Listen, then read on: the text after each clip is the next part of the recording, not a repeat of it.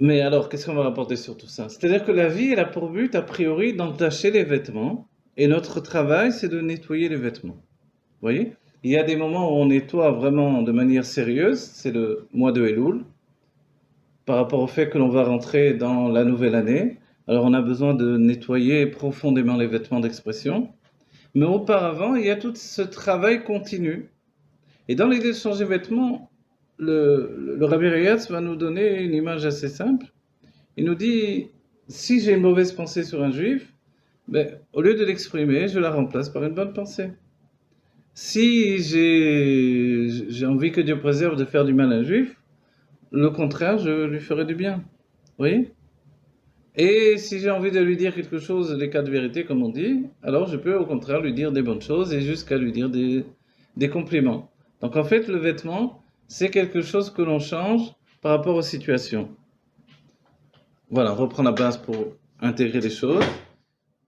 De la même manière que l'on a des vêtements intérieurs pour cacher sa nudité, d'accord, donc des sous-vêtements, ce qu'on appelle des sous-vêtements, il y a aussi des vêtements extérieurs qui, eux, ont pour but d'exprimer la personnalité.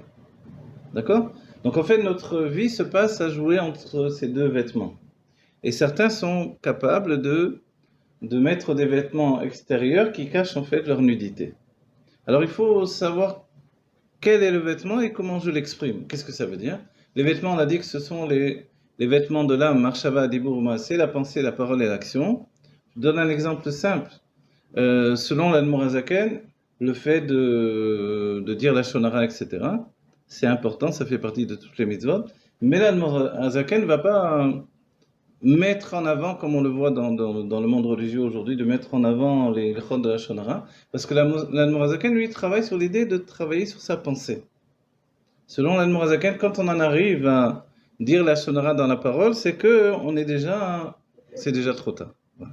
Parce que a précédé une mauvaise pensée sur l'autre juif, a précédé le fait de laisser s'installer le mal en moi et d'être en connexion avec ce mal et de l'exprimer. Donc en fait, le but, c'est de retourner à la source, c'est-à-dire au moment où il y a l'émergence de la pensée, et au moment où il y a l'émergence de cette pensée-là, lui donner de ne pas s'exprimer.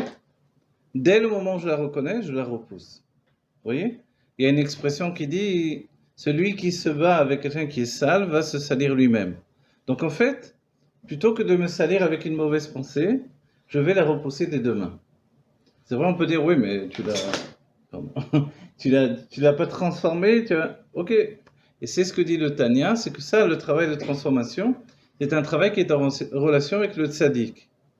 Parce que le tzaddik, lui, il n'a pas de Yetzerara qui lui appartient. Il n'y a pas de penchant au mal qui est en connexion avec son âme. Il peut ressentir un penchant au mal d'un autre juif. Et dans ce cas-là, il est capable d'élever le bien qui se trouverait dans cette influxion, en fait.